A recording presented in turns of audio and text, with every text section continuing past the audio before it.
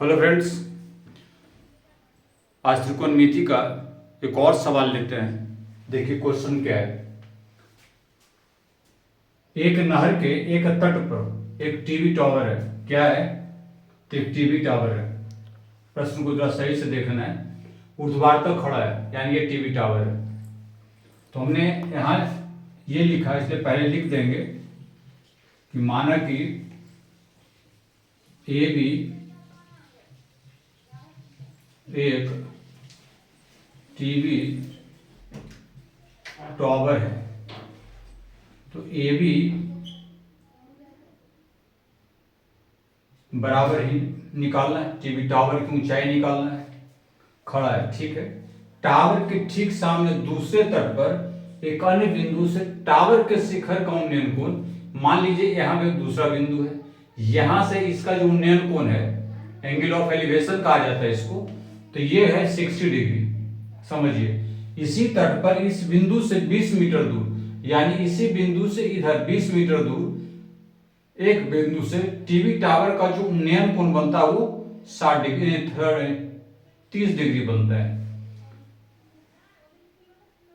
इस बिंदु को मीनार के पास मिलान रेखा पर स्थित एक अन्य बिंदु से टावर के शिखर का उन्नयन कोण 30 डिग्री है। ठीक है, समझ में आ गया। टावर की ऊंचाई और नहर की चौड़ाई निकालना है। अब आप देखिए यहां पे हमें निकालना है ए बी और हमें निकालना है ये नहर का एक बिंदु ये बनता है, ये नहर है, तो नहर की चौड़ाई ये निकालना है और टीवी टावर की ऊंचाई निकालना है।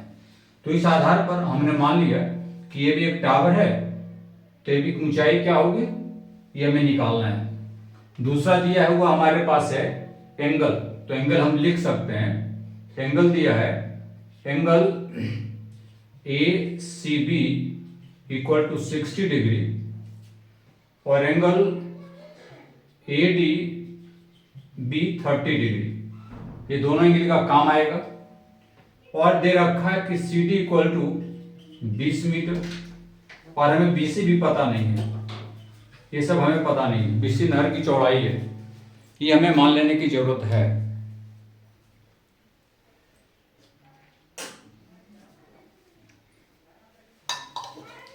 चलिए अब हम ऐसा करते हैं, पहले इसको लेते हैं।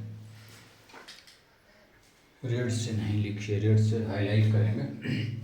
तो ये ट्रायंगल एक बनता है, लिखिए समकोण त्रिभुज ए बी सी में क्या हो जाएगा, tan कोण A C B equal to A B बटे B C, perpendicular by base. इसका वैल्यू क्या है, tan 60 डिग्री, ना तो ए भी पता है ना बी सी हमको पता है, और इस आधार पर tan 60 का √3 equal to A B upon B C. यहां तक हम लोग आ गए। तो उसके बाद हम चलेंगे, इसलिए लिख सकते हैं कि A B equal to √3 B C हो गया। चलिए, और इसको अगर हम ज्यादा करें तो मन कंसीडर कर लीजिए ताकि वैल्यू पुट करने में आसान हो जाए। अब पूरे ट्रायंगल की बात करते हैं। अब लिखिए समकोण त्रिभुज ए बी डी में तो क्या होगा, tan कोण A D B equal to A B by D B. थोड़ा सा बैठ के लिखना पड़ेगा। तो ये आ जाएगा tan 30 degree equal to A B तो कुछ दिया हुआ नहीं है। चलिए, डीबी को दो भाग में लिखा गया है, C D plus B C. अब यहां देखिए इसका वैल्यू होता है 1/√3, tan 30 का वैल्यू 1/√3। ए बी अगर आप चाहें तो मान रख दीजिए। क्या मान रखना होगा, तो ए बी के जगह पे √3 बी सी रख दीजिए by C D plus B C. C D का भी वैल्यू आपके पास मौजूद है, वो है 20 मीटर। अब तिरछा गुना कर दीजिए तो 20 प्लस बी सी, ये आएगा √3 बी सी, मल्टीप्लाई हो गया 20 plus B C equal to √3 into √3 3 हो जाएगा BC, या 20 equal to 3BC minus BC, या 20 equal to 2BC। So BC equal to 20/2 cut गया, ये आ गया 10 मीटर। समीकरण 1 से क्या हो जाएगा, एक हमारे पास ये है AB इक्वल टू √3BC, यानी कि √3 into 10 metre equal to 10√3 metre. आप √3 का वैल्यू भी रख सकते हैं।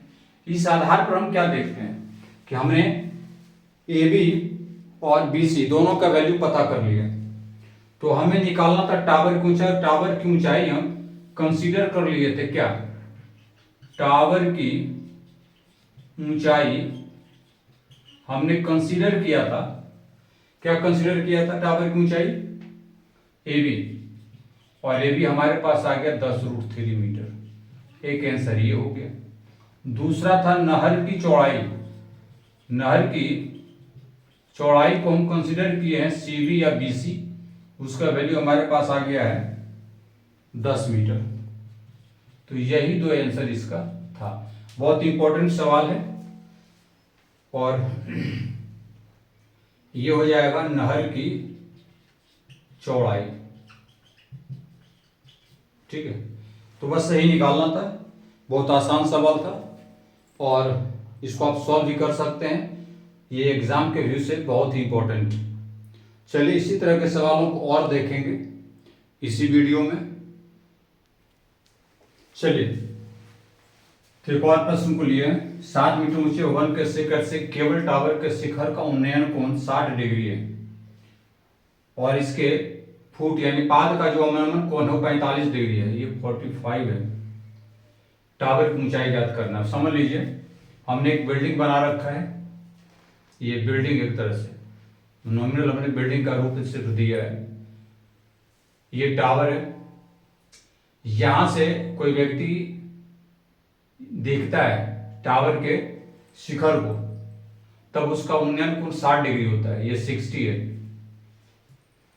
और फिर जब नीचे देखता है तो उसका अवनमन कोण 45 डिग्री है। तो ये अगर 45 है तो ये भी हो जाएगा 45 हो जाएगा, सॉरी 45 हो जाएगा।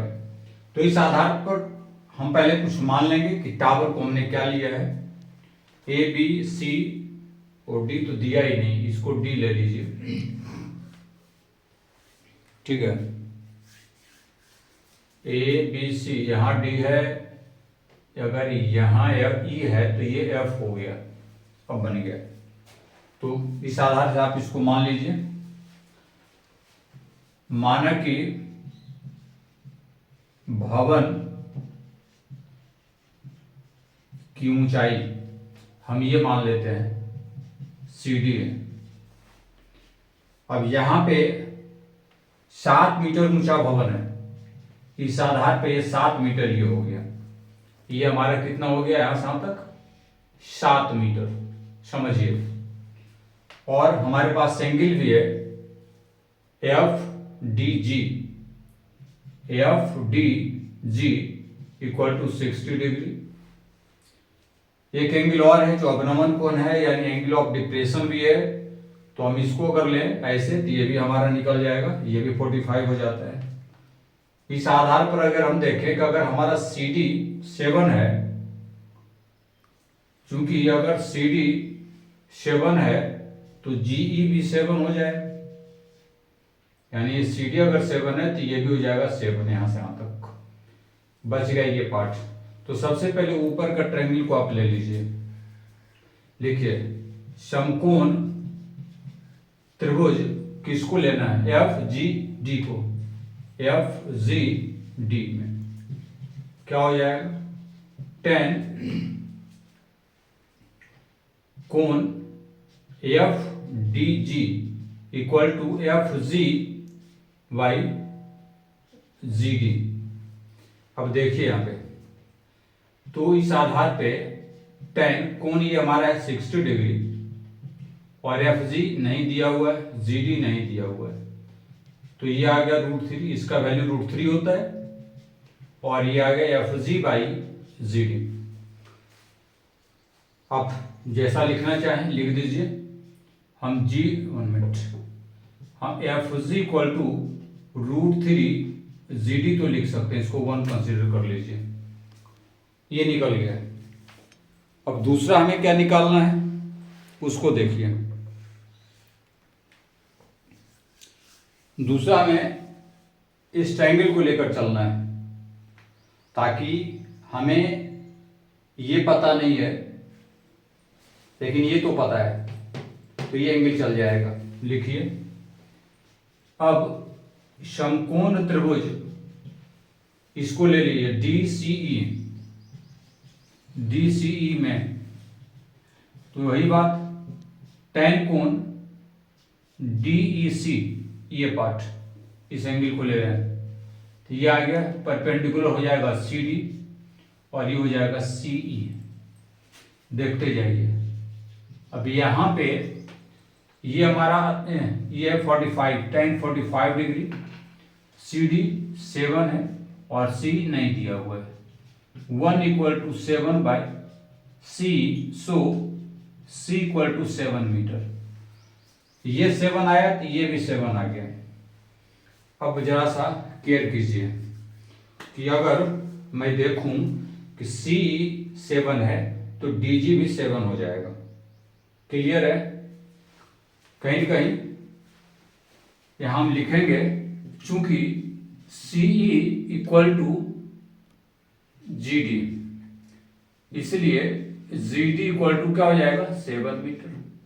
अब हमें FG निकालना है, तो FG अगर हम निकालें तो √3 GD यानी आ जाएगा √3 × 7 मीटर, 7√3 मीटर।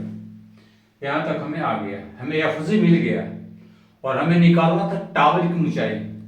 अब यहां लिखिए कि टावर की ऊंचाई को हमने कंसीडर कर रखा CD भवन की ऊंचाई, टावर की ऊंचाई है EF और लिख दिया EF। तो ये आधार पर अगर हम देखें F = क्या हो जाएगा FG + GE, और FG है हमारे पास 7√3 और G हमारा था 7। कहां से था क्या कर लेंगे, यहां से ये 1 कर दीजिए और यहां लिख दीजिएगा समीकरण 1 से इस आधार पर 7√3 + 1 मीटर, और ये फाइनली हमारा आंसर होता है। आप √3 का वैल्यू रख के भी कैलकुलेट कर सकते हैं, बट इसको यहीं पर रहने दीजिए, आंसर इस रूप में होगा। तो इस तरह के सवाल बड़े इंपॉर्टेंट थे और वीडियो ज़्यादा लंबा ना हो इसलिए हम इसमें पार्ट वाइज लाने के प्रयास में हैं। अगले वीडियो में फिर से 2 क्वेश्चन लेते हैं, फिर मिलते हैं अगले वीडियो में। और एक रिक्वेस्ट है, एक उन्होंने विनय कह दीजिए कि आपको अगर अच्छा लगे तो लाइक, शेयर और सब्सक्राइब ज़रूर कीजिए, ताकि हम आपके लिए और अच्छा वीडियो लाते रहें। धन्यवाद।